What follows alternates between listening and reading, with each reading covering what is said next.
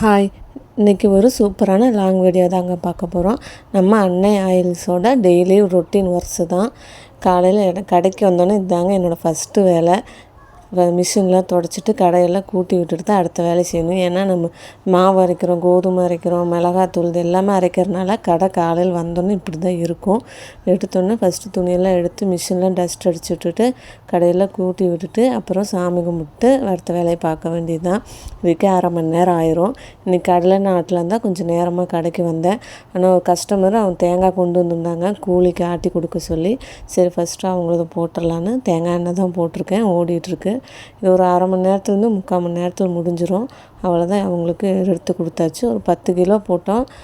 ஒரு 6 கிலோ பக்கம் எண்ணெய் வந்துச்சு. அவங்களுக்கு ஊற்றி கொடுத்துட்டு மிஷினில் க்ளீன் பண்ணிவிட்டு அடுத்து கடலெண்ணெய் ஆட்ட ஸ்டார்ட் பண்ணிட்டேன். நான் வீடியோக்குள்ளே வர்றதுக்கோ இல்லை ஃபேஸ் காமிச்சு வீடியோ போடுறதுக்கோ எங்கள் வீட்டில் எனக்கு பர்மிஷன் இல்லை. அதனால் இந்த மாதிரி நான் செய்கிற வேலைகளை காமிச்சு தான் என்னால் பேசி வீடியோ போட முடியும். இதில் எந்த அளவுக்கு உங்களுக்கு இன்ட்ரெஸ்ட்டாக கொடுக்க முடியுமோ அந்த அளவுக்கு இன்ட்ரெஸ்ட்டாக கொடுக்குறேன். இல்லை கொஞ்சம் போர் அடித்தாலும் கமெண்ட் பண்ணுங்கள், வேறு மாதிரி ஏதாவது வீடியோ கொடுக்க ட்ரை பண்ணுறேன்.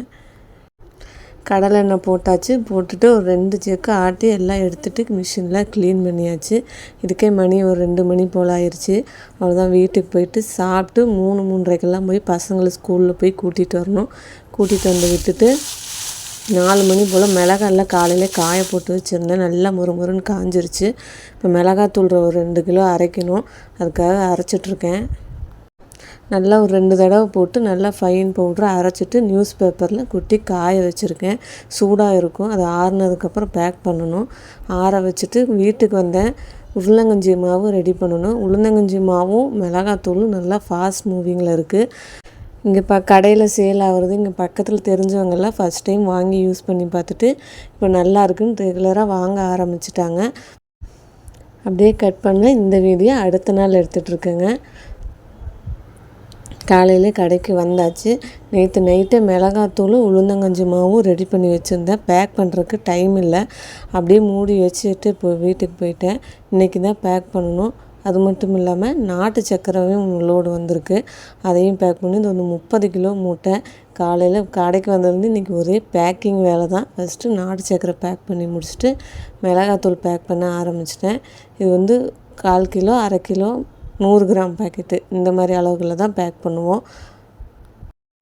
இடையில கடைக்கு இட்லி மாவு அரைக்க வருவாங்க, கஸ்டமர் வருவாங்க. அவங்களையும் பார்த்துட்டு ஒரு வழியாக நாட்டு சர்க்கரையும் மிளகாத்தூளும் பேக் பண்ணி முடிச்சிட்டேன்.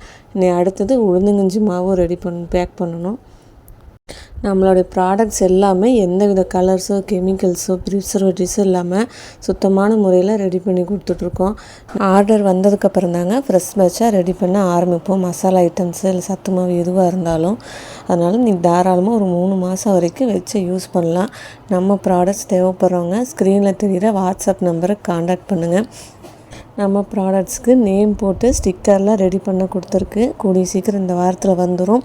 வந்ததுக்கப்புறம் சூப்பரான ப்ராடக்டாக உங்கள்கிட்ட கிடைக்கும். இப்போதைக்கு மார்க்கரில் பேர் ரேட்டெல்லாம் எழுதி எல்லாமே பேக் பண்ணி ரெடி பண்ணி எடுத்து வச்சுட்டேன். இந்த 2 நாள் வருஷம் எனக்கு இப்படி தாங்க போச்சு.